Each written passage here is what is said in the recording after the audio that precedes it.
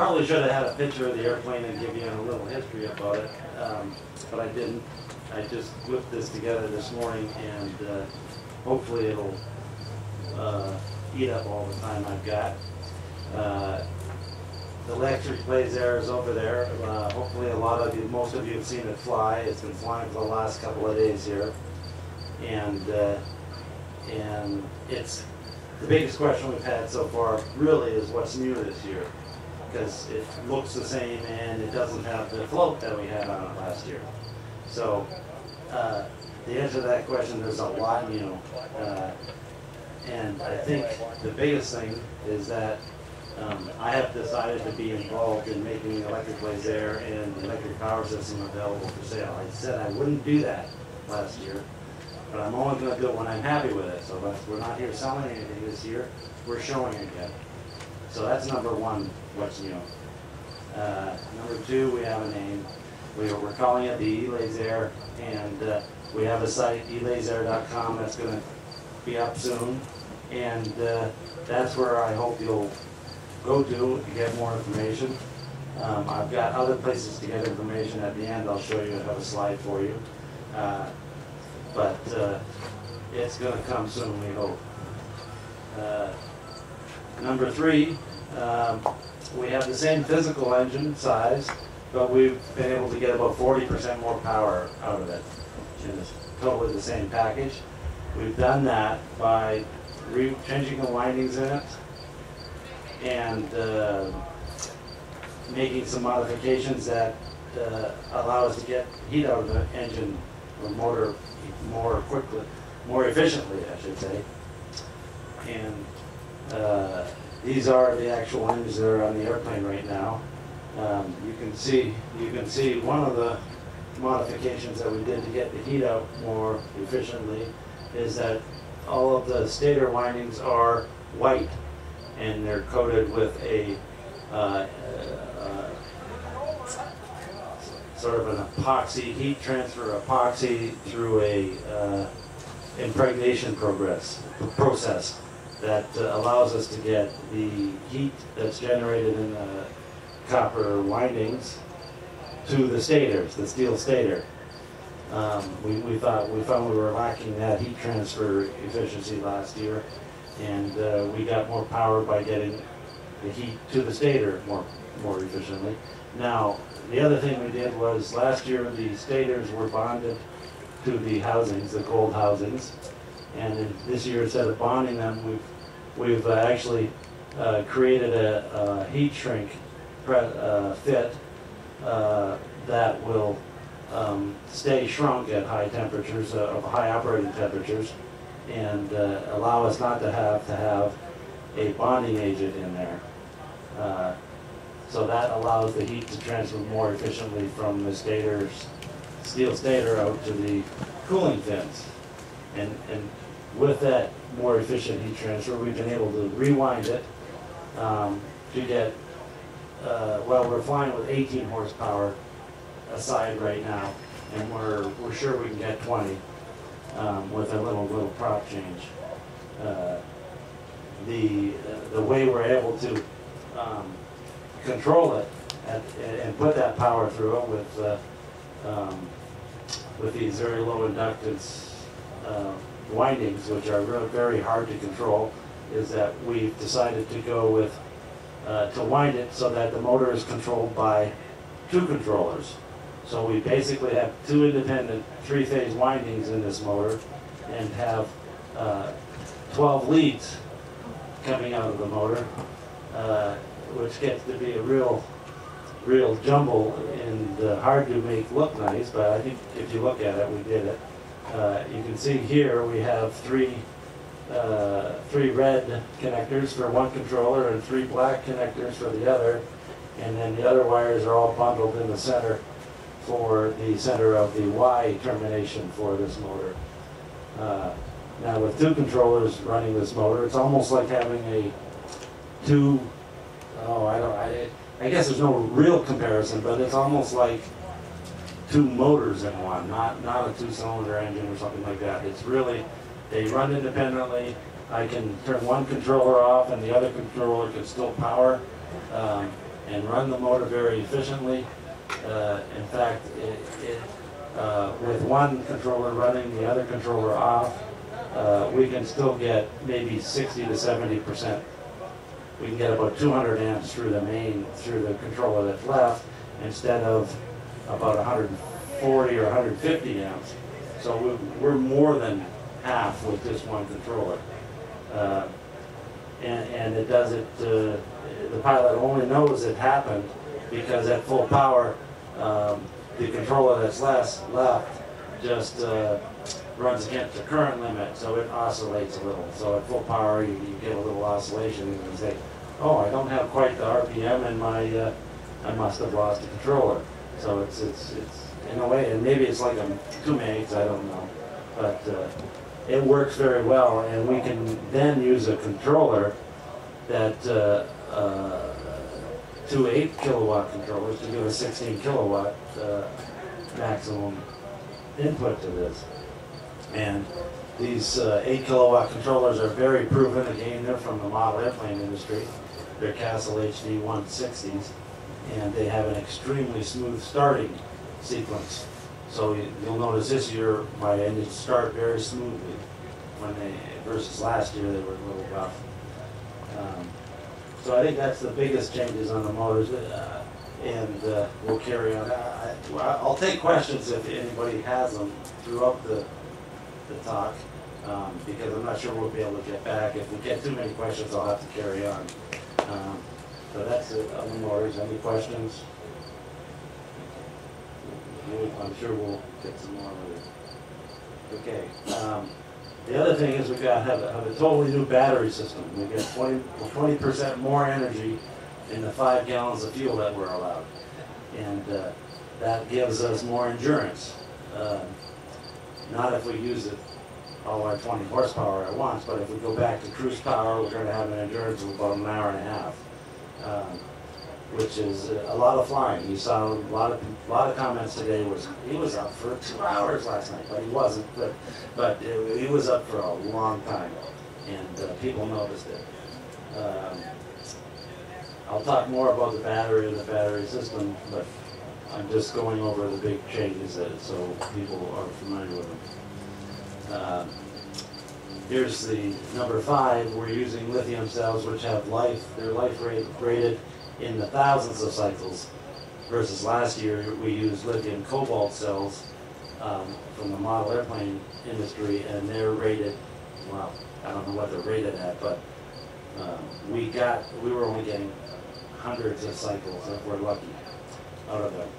So it's a 10-to-1, more sort of a 10-to-1 increase in life expectancy, and a much more stable chemistry. It's a lithium, nickel, manganese, cobalt chemistry, extremely stable, and it's one of the latest high volume produced cells chemistry that's out there. We're getting close to, we're basically getting 190 watt hours per kilogram out of them, out of the cells themselves. I didn't have many pictures of this, but there's the pouch cell right there. It's rectangular, and your plus and minus tabs, and it's about 5/16 of an inch thick. And in this battery pack, there's 24 cells stacked up, and this is a 12 in series voltage, so that means there's 2 cells in parallel for every voltage increase. So there's the 24 cells are connected in this 12S 2P at 50 volts, which is still considered low voltage, which is another good thing of going with the controller system with the way we have it.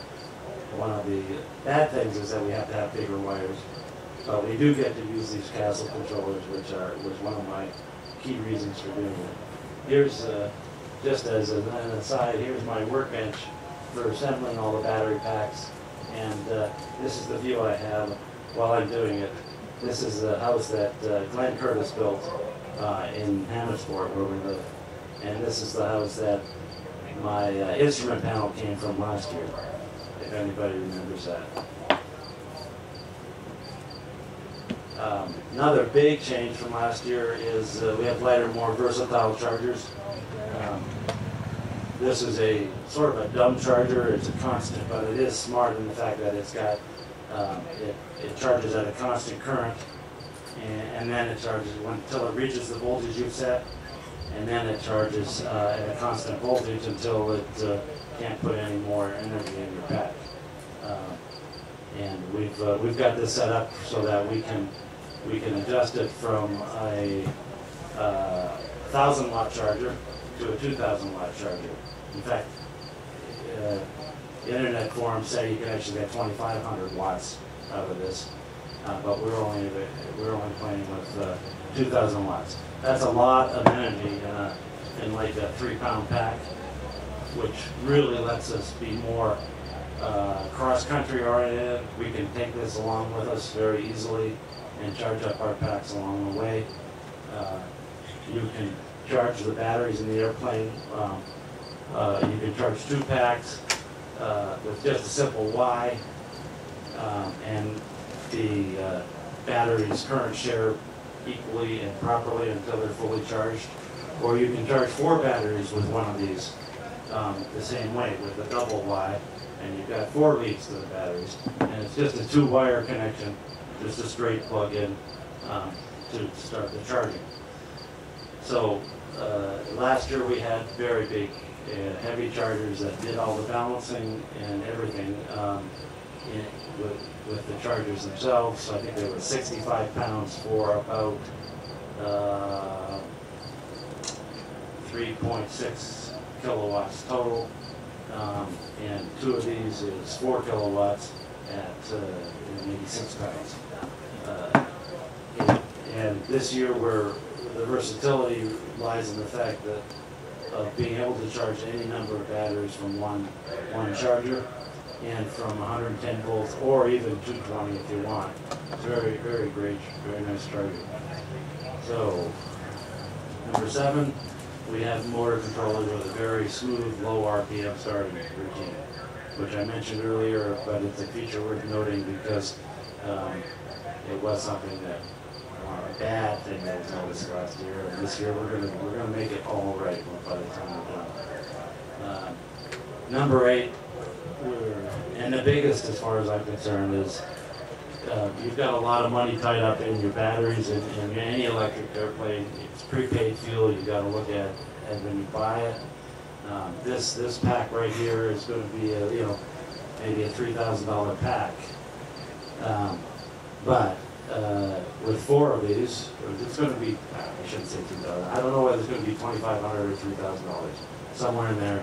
It's about 2.3 kilowatt hours of energy in here, and it has a battery, a BMS built into it in the top of it that manages the balancing and voltage monitoring and voltage cutoffs, and it's got FETs in it, MOSFETs in it that actually switch the charging circuit in and out, and switches the whole motor power on and off through MOSFETs. So there's a lot involved in what's going on in this little board that I designed and have been building and sweating over for the last 3 months. This battery management system turns out to be a very integral part of the airplane, and hopefully makes it just for the user to turn a key and fly rather than worry about battery things. That feature is probably what I'm going to spend the rest of the time talking about, which is what the forum's titled, my battery and data management system. So this is really it in the prototype stage where I finally got one. I designed and built this balancing board. Over here is a data gathering computer. It's called a Pinguino. It's an open source project that has a PIC processor on it, and is basically the brains to the system. It's mounted in a little black box here that's in the wing with the key in it. This is the display. It's an 4-line LCD display LCD display, which is mounted in a instrument panel that everybody's probably seen on the front of the Lazair. And there's one display per engine, because we're talking two totally independent systems between the left and the right wings here. This is, there's the key that's also going to be mounted. And over here is a controller, you can't see it, and it's actually controlling this motor on my desktop. And over here is the throttle pot that's inside the throttle quadrant. So we can show you how smooth this controller starts the motor. That motor is not even bolted down, it's just sitting on its wires on my desk. And I'm able to go through the full speed range of that motor without it falling and twisting up my wires or anything. So you can see that's why I really like these controllers. And they're proven and reliable, built in mass quantities. Here's just another test setup I had to go through to in the process. I'm just checking out some of the circuitry on here. I've got this is a 12S battery pack I've set up to monitor through model airplane packs, and you just have a whole bunch of wires and instruments all over the place developing these things, and it was fun. So the battery management data that comes that this board manages is there's a chip in the center here, Linear Technology 6803, and its sole job is to monitor the voltages of all the cells that come in this connector, and it reports the cell voltages to the main computer, and the main computer decides what to do. If you're in the balancing mode, it decides whether or not to balance the cells through these balance resistors, or if you're in the charge mode or the discharge mode, it tells the voltages it monitors, lets you decide whether you're getting close to the low voltage cutoff or the high voltage cutoff for the cell, for the battery pack. And then because this battery management board also connects and disconnects the power, the whole battery pack to the bus, it can actually disconnect this battery from the bus if you discharge it below a certain voltage. And if you have two batteries, you may have another one that is still giving you some energy because it hasn't hit the lowest low voltage yet. But generally, they should hit it at the same time. It also monitors the current draw from to and from the battery, so that the main computer can figure out your charge levels and how many watts you're expending, and how many watt hours you consume during your flight, and all of that is reported back again through this main 6803 chip. Through its inputs, it's controlled. It sends its data back to the main computer on a DB9 cable, and let's see. It also monitors the battery temperature. There's temperature probes that come off here and goes into the battery packs to tell you what the temperatures are. And then there's aircraft data that you have to control or monitor with your Pinguino and put it on the display in front of you, including things like the motor RPM and motor temperature. And it also can tell with the current monitor when you begin your flight and when you end your flight and when you start gliding. So you end up with your flight timers for under power and flight time gliding. This main brain board also has the ability to have a GPS chip on it, so that you can have your GPS position and speed and your navigation info also on that display. A lot of these features I'm talking about are here and partially tested, but not fully implemented yet, which is another reason why we're we're saying everything's coming soon. We're a little behind right now. And then the other neat thing that will be on the display, or is on the display, is an aircraft logbook. It tells you for each flight how much gliding time you had, how much power time you had, how much energy you used during the flight, and if you charged after that flight, it'll tell you how much energy you put back in the battery. So I'm trying to make the system an overall system that works for the future and can be a something that, like a car, where you just get in and go, and all the information's in front of you, and you don't have to be a battery expert to use it. You don't have to be you don't even have to know what they're doing. You just get your warnings and your fuel gauge and everything on the panel. So there's more battery management data that we have and monitor. I think I might have mentioned some of these, the lowest and highest voltage. I went backwards, didn't I? No. There we go. After you have that data, you have to manipulate it somehow. And what we're doing with the data, we're setting the balance resistors, like I said, if the battery needs balancing. It will disconnect the battery from the aircraft. If it hits high or low voltage cutoffs, it will only allow you to engage a battery onto the bus if the battery is within a certain state of charge of the second battery. So you don't have one battery discharging into the other when you turn it on. It will calculate the energy and display the energy level on the bus on your display. It will warn the pilot when a battery or motor temperatures are abnormal. We end up having, I decided to have them flash because we'll let the pilot decide whether he wants to burn his motor up. I could automatically bring the throttle back, but if you might not like that. So the pilot has the ability to actually over-temp a motor, but you're going to be warned that it's happening by flashing and messages. And a lot of these things that I may change my mind on later, and I have the flexibility with this system because I've designed it all, wrote all the software.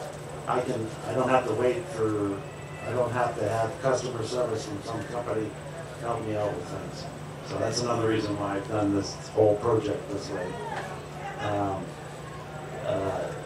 There's low fuel warnings, which are really, really interesting. What I'm running is that there's a flashing low fuel light, actually wording come on, low fuel, it flashes, and it'll give you, come on when you have about 5 minutes of fuel left. And then when you use up those 5 minutes or so, it'll change to say you're running on fumes and give you a little countdown timer. And at that point, it will start limiting your full throttle ability so that you do get the most energy you can out of the battery, because once you're so low on battery, if you go to full power, you use it up like instantly. If you use less power, you'll get more and more out. So this last little bit running on fumes, it'll get to a point where your throttles won't keep you in the air, and you're just extending your glide. Even if you have full power, it extends your glide. And by the time you get on the ground, because you can't stay in the air unless you're thermaling, you'll still have energy to taxi to the hangar, because it doesn't take as much energy to taxi on the ground as it does to stay in the air. So it's kind of a self-limiting event when you run out of fuel, and it lets you carry on to the hangar, and people won't even know you did it.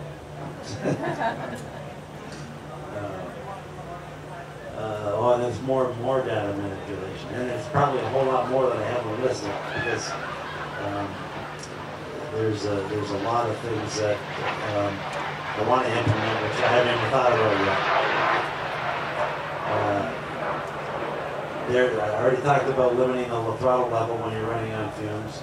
I already talked about showing a pilot logbook for all flights and charging sessions. It'll always keep track of your charging as long as you charge it with the display and this attached. I have set it up again so that if people want to charge batteries out of the airplane, they can still do that, but they won't have the ability to balance charge it while they charge it. If you plug the charger in here while it's out of the airplane, it will still charge, but it won't do a balance charge. And that is still safe because I have circuitry on here that monitors the low and high voltage again and will automatically cut the charger off if it reaches an overvoltage, any cell reaches an overvoltage condition by opening its charging FETs. But you won't have any of that charging session saved in your log because this is not attached. It lets you charge, if you have 2 sets of batteries, you can just keep rotating. So I'm trying to make this as flexible as I could and still just make it plug and play.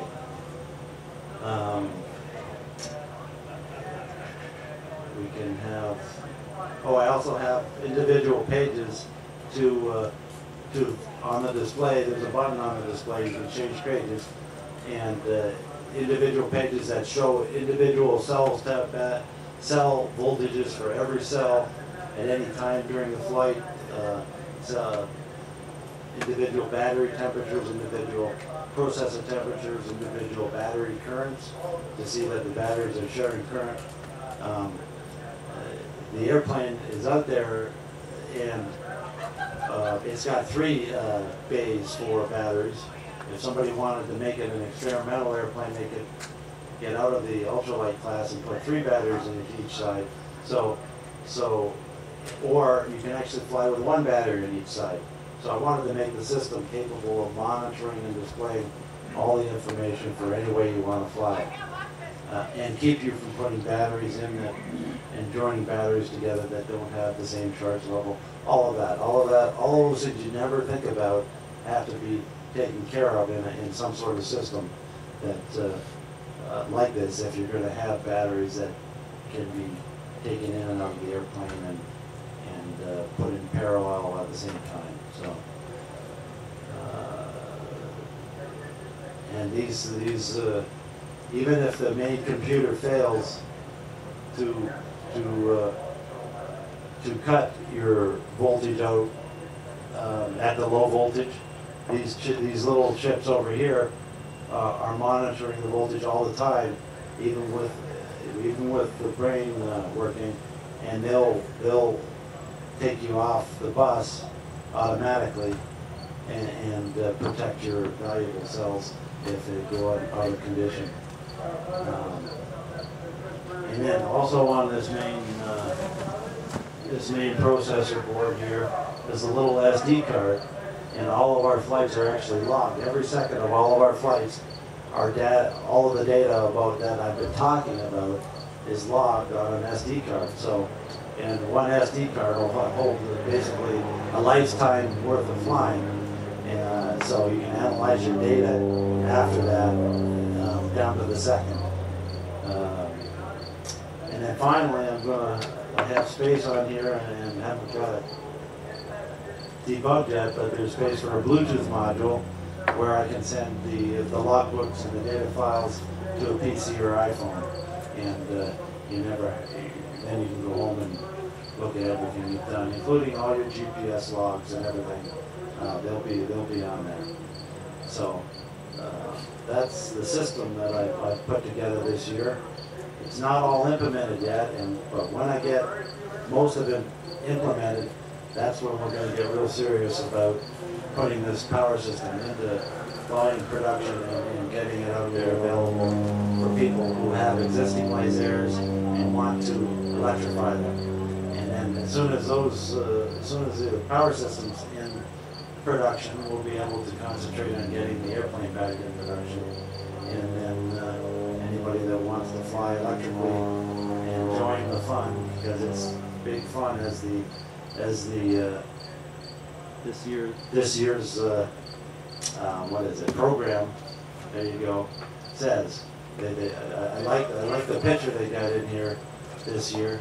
It's me flying the Lazair on final last year with the floats on it. I don't know if you haven't spent your $10 for a program, you're gonna spend it just for this picture. There's what we have. It really captures the essence of the fun we have in these.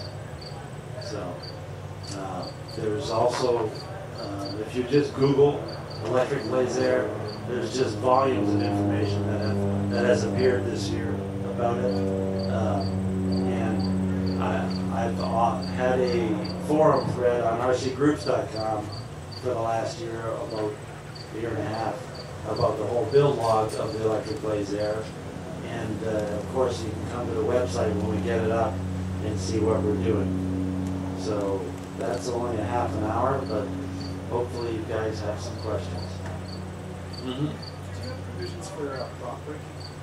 For prop breaking? Yeah. In what way? BC. Oh, to stop the prop. So when you turn Well, the if a prop breaks, the motor's going to stop. But believe me, it's going to Dale stop. braking.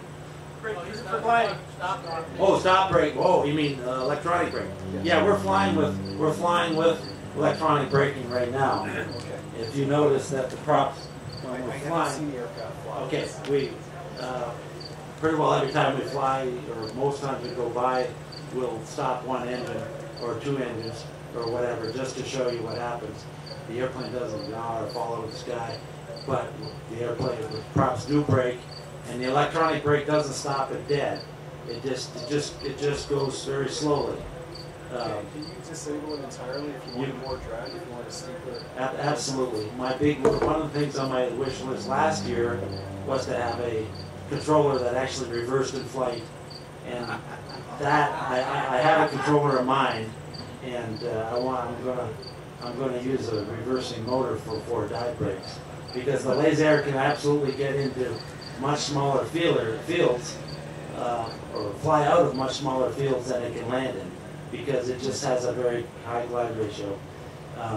I have not been able to communicate with the controllers to the extent that we can flip that brake on and off in flight. And I do like the braking effect, and it's a very big braking effect with the props just windmilling. It's amazing the difference between windmilling props and a stop prop in Lazair, because you have two big discs up there. And we flew it a fair bit without the brake feature, but we decided that we preferred to fly with the brake, because we're glided pilot, so we want to glide. I had forgotten that you're using Castle Creations. Yeah. I'm an electromotor as well, and I know you can't just switch on the fly. Right. Okay. Okay. So the provision is in the controller, as you know, and we are using it. And I'd like it to be able to have reverse. Actually, this Castle's got the controller I want to use for testing reverse, because I think their water-cooled boat controller has reverse, and I'm going to try that. Yep. I have considered it, but at this point I want to stick with the basics and get a basic system out there and available. I would love a controllable pitch folding blade prop with beta. Oh yes, absolutely. But it's much easier to do it in the controller. Mechanically, there's no changes. It's just an electronics change, and that's why I think the Castle water boat controller will be my next controller I fly with. Could this after your aircraft could it fly and get the batteries charged at the same time it's flying by using a small Honda lightweight generator to charge that? Sure you can do that, but I think you would have a very high weight penalty. Wouldn't be a very efficient system, and I drive a Prius, And my opinion of the Prius, which is basically what you're suggesting, is that there's a lot of complexity there for very low gain. I drive it, I only get 42 miles to the gallon total, and I've got two major systems in my car that add weight, and I'm pretty sure I could get a gas engine car that almost gets the same mileage with all the other stuff. So if they can't get it, and we have to be way more weight conscious in the airplane. So I just don't think it's something that's a good solution to the problem. Two questions. One, the battery packs are contained in the wing. Is there a way of cooling them more so that you can, in fact, get a little more control out of them? And the second question is, have you considered in the empty third bay plugging in the charger? So that way you could just run an AC cord up and plug it into the wing. Yeah, the third bay would have been nice to do that. Just the way that I designed it this time, I've got the power, the charge plug coming out the bottom of the wing, so it's easy to plug in if you have an external charger. If you have an internal charger, I need another internal connector, which I didn't build into this. I do. My plan is to carry the chargers in the third bay with a separate little custom-built battery box that just clip in. So I'm halfway to your solution there. What was your other question? Temperature of the batteries inside the wing. So far, it hasn't been an issue. As soon as you decide you want to fly, have an endurance of an hour, you're flying on an average of 1C with a few high C peaks. So your batteries really don't heat up that much. And we haven't had a need to cool them anymore. If we do, we'll probably just put some air scoops underneath and have some exits going out at the trailing edge. But we'll add them as needed. Here? What's your flight duration with 1, 2, or 3 battery packs?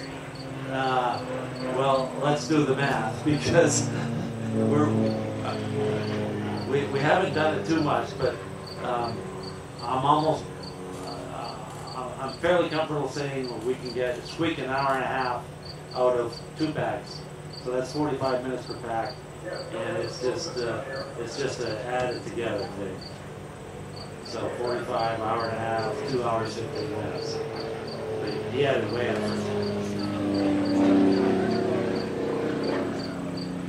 Oh, the highest temperature, that's a good question. The highest temperature I've seen on the motors after I've only done, in the air, I've only done about a couple of minute climb at full power. Is like 170 degrees Fahrenheit, which is way lower than last year, at much more lower power last year. Oh, sorry. I'm only looking over here. Haven't seen over here. Yeah, you're going to do cross country. Well, what's your charge time when you have to Well, it depends how many chargers you're going to carry with you in the airplane. If you had just carry one charger per wing, which is probably all we do, because you can probably only expect to borrow 2 circuits from somebody where you land. You might only be able to get 1 circuit. How many amps does that take? Well, we can adjust it from 1,000 watts right up to. I mean, you're saying you're going to borrow something to plug in. How many amps do you need? Well, the lowest we can go right now on these is 1,000 watts, which is 10 amps or something. So you can get a very low. You can use pretty well any 15 if this is on its lowest setting. That would be 3 hours charge per battery pack? Well, so far we found we've been able to get out of any circuit, you can almost guarantee 1,500 watts, unless it's a really bad circuit. So if you're putting in 1,500 watts aside, and these are 2.4 kilowatt hour packs, and we've got 4. Let's see, we've got 4.3 kilowatts charged at 1500 watts. That's like 2.5 hours if you take per side. So, but you can, with the 2 batteries and on a Y, you can just plug the system in and walk away for 2.5 hours. You don't have to sit here switching batteries, which is another key thing. You know, if you have, we haven't really come up with a table of all this, and that's why I'm just doing it in my head right now, and it's going to be pretty close. Did you talk about the plotting on your motors? Yeah, let's see, we went. Never mind. Yeah, somewhere here we have a picture of the white coating here on the encapsulating the copper and getting better heat transfer. Does each pack module? Okay, this is the pack.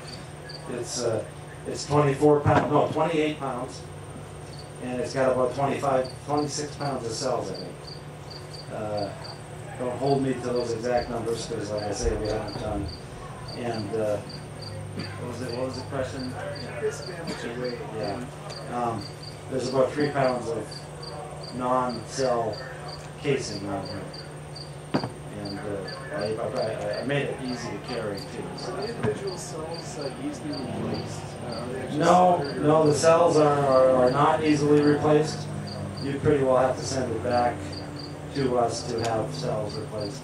But these cells, you're not going to have, because of the chemistry and the quality of these cells and the quality of production of these cells, you can't have, they're made for electrical vehicles, and they just can't fail like because that. You have experience, obviously, with RC quality stuff, and you know how flaky all these cells are. Yeah, I know how hard it is to replace cells in them too. So I'm just going by the experience. Well, first of all, these are NMC cells, which Zero Motorcycles came out with this year in their this year's model, and I have a lot of the head of R&D there is a Lazair owner, and he wants to electrify his Lazair. So we flew out there, and Kramer and I here, we flew out there, and we're contemplating buying ourselves from them. And because EIG as a company won't sell to small projects like this. So they send you off to their dealers and distributors or people who make it. So we are using EIG's, I shouldn't say we are using EIG cells, but the EIG people have the experience with these cells that I'm transferring to you now, in that they're extremely reliable. They went through all the testing that I didn't have to do, and I have the benefit of knowing that they did it. So. Dale, how do you connect the cells? Have they provided the mechanical connections or solder connections? There's an aluminum tab. I don't know whether it's anode or cathode, and the other one's copper. And the copper one is very hard to pierce. We actually used, I came up with a system of using termofoils. Have you heard of them? They're a squeeze connector. It's a squeeze, they're sort of a hinged squeeze, and they have protruding fingers that go through the connector. So if you're squeezing this around 4 layers of material, it'll just sort of squeeze them all together and create a good mechanical connection. So, but it turns out that it was very difficult to get them to work reliably on these tabs. So I came up with a method. To use these termofoils by putting an aircraft rivet, squeezing them, and then squeezing them with drilling aircraft rivets in the middle of them and holding them together. And I think I'm the only one that's done that so far. And it's worked extremely well, and the connections don't get hot. And the benefit of that is under one of the rivets, I put the balancing or the voltage sensor lead to that cell. And I'm sure they'll, these are the first packs that have done that. So I can give you information about it. I can assure you it works. That's exactly how I did it. Oh, okay. Cool. What's your actual pack dimensions? Got the tape measure? It's like about 6 by 7 by 12. 5 by 6 by 5. Yeah, it's a little less than 6 this way, I think, and it's like 7 and 12 or so. Talk a little bit about the safety advantages of charging in the airplane versus outside of the airplane, and even if the charge in the hand or something like that. Okay. What concern is that? It's a lot of concern with these ones, believe me. Don't play with the lithium cobalt models cells too much.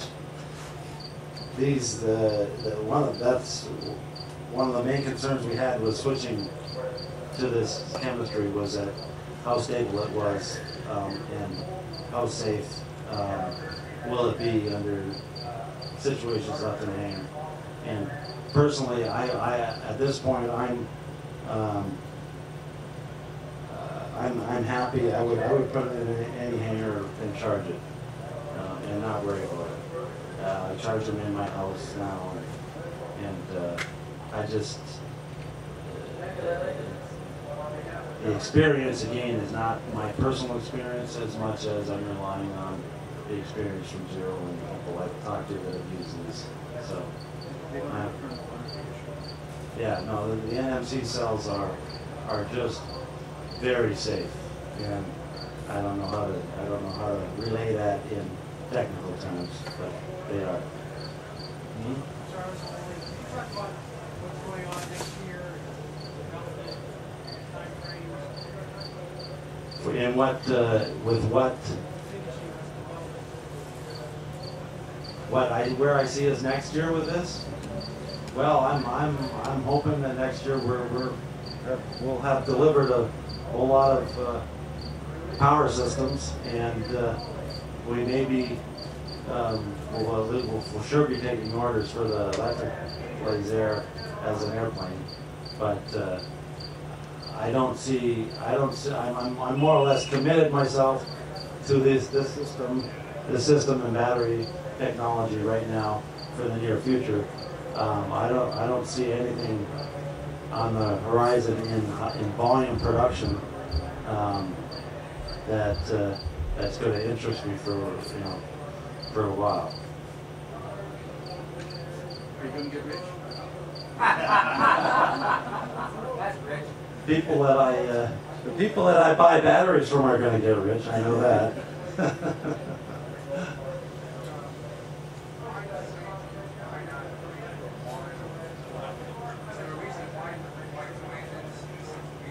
Two engines on the Lazair. Well, I didn't want one engine in front or behind me. In front because I don't want to be in prop wash. Behind me because I just don't like having to worry about a propeller spinning behind me and some things that fall out of my cockpit or pocket or whatever going through it. Or it just scares me a little with that energy and the mass behind me and all that. So. Sort of ruled out one engine, and the airplane was really designed with 2 engines because Ed Sweeney right there was making 2-engine power systems for hang gliders that bolted onto their down tubes, and those were the first engine motors that I had 2 engines, so I designed it around 2 engines. I traded for his 2 motors, a super floater glider that I built, and then I designed the Lazair and put 2 engines on it. So with the 2 engines, you really aren't in any prop wash. It's extremely enjoyable to be sitting in the Lazair and flying. There's nothing. It's very, very smooth and quiet. How is the prop wash noise?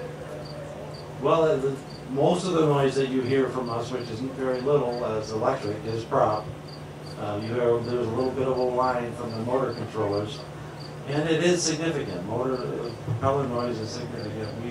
We don't have the slowest turning, largest props, mainly because I just want the speed range in the airplane, and we're turning 4,100 RPMs at max throttle and 36-inch prop. So there is some noise there. Yeah, when you flew over yesterday, I was working on coming here, and you kept changing your file set. I was looking for the ambulance because of the sound you were making. Is that right? Yes. That was good. What were you doing? I think I was just going on the right, off. Oh, that's right. You were dancing off, between the one on right, and one off. on Yeah. the left. Sounded like siren. Is that right? Well, that's the controllers doing their thing, right? I don't know what the frequency is, but it's something like 14 kilohertz or something. Yeah. Yeah, that's our calling it. Conrad was in Texas. He was flying the plane around. He's buzzing his friend's house, trying to get him to come outside. Couldn't get him outside because they didn't hear it. He wants a big truck horn on it. So, any more questions? Nope. Here we go. Are you possible to charge the batteries when flying using motors generators? That was really high on my list last year till I started thinking and calculating and doing some analysis on it. And because the propellers are made for pulling you forward, they're not very efficient going backwards. You want the airfoil obviously on the other side. So you're not going to very efficiently get the energy out of the air and back into the batteries. It's something that would be easy to do if the controller would allow it. But I just don't believe it's going to give you a big energy input into the batteries. And the only way it's going to work is if you're climbing in a thermal, which we always do, and instead of going up, the energy of the thermal taking you up, what you do is you would let the wind drive your motors backward, extracting energy from the air and putting it into your battery, but then you'd end up with a lower climb rate in the thermal. So you could actually sit there in thermal and charge your batteries and not go up as fast. And that's how I've always wanted to do that.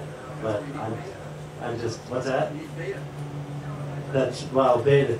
Beta pitch would give you just that. Only if the controller would put the energy back into the batteries. So it's an easy feature to add at some point, and I probably will try it, but it's moved down the list this year. Yeah.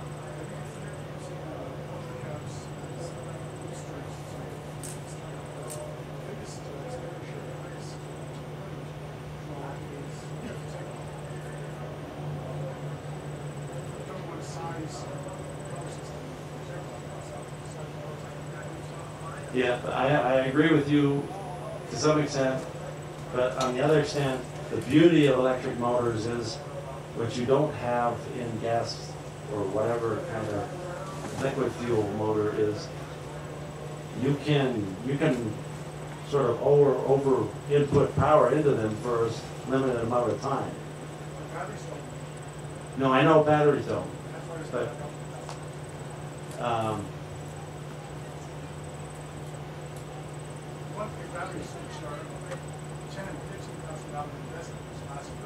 yeah. Yeah. It's possible to get that extra few seconds of 30 horsepower maybe here. I guess I'd have to investigate that a little bit more. But RC, in what way?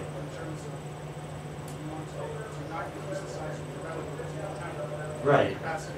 Right. Well, we're not increasing the size of the battery to get. Right now, we're not increasing the size of the battery to get our takeoff power, because our takeoff power is only about 3 times or 3.5 times our cruise power.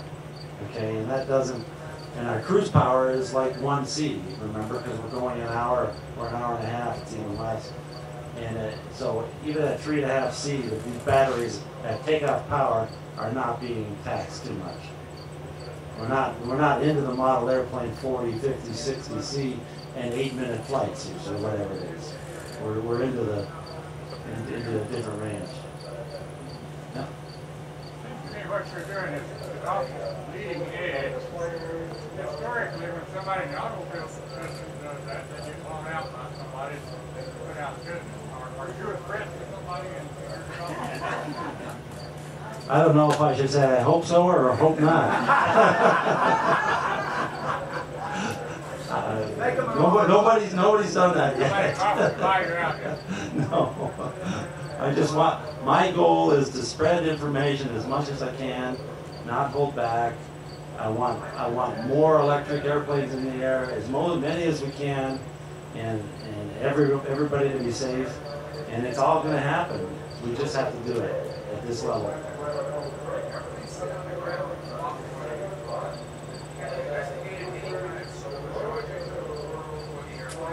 I have, but again, it's not high on the list. I investigated enough to know that it's not going to give you a very high percentage of your flight power in real time, but it will provide backup charging if you're not near the grid over an extended period of time. That's what my position is on electric right now, or solar cells right now.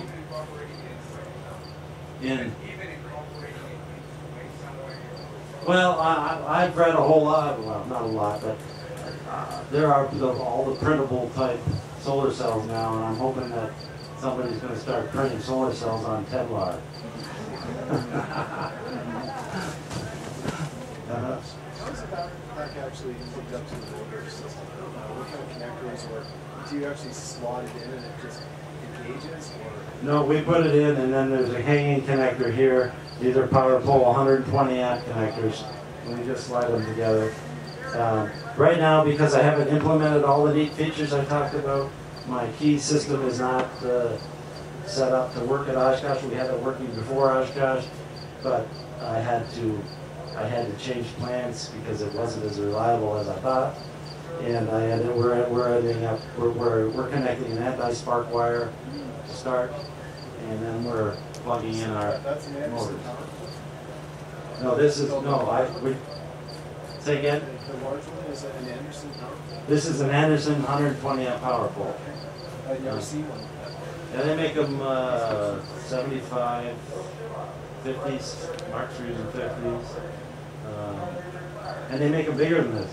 My first experience with power poles was with electric lift trucks, and they make them like monsters. So I'm happy with these so far.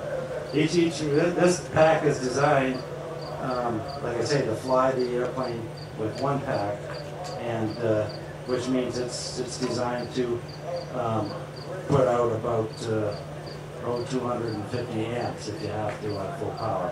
And power poles are generally lower. Oh, we're getting close. Good. I'm sweating. So most people run about double the current in the power poles. Plan on flying tonight? Didn't they talk about canceling? It's canceled already, right? Because there's high winds expected between 4 and 8. So, no, tonight's canceled, but we'll fly in the morning and tomorrow. The weather's expected to be better for the rest of the week, gradually, progressively. So I really expect to fly twice a day for the rest of the week.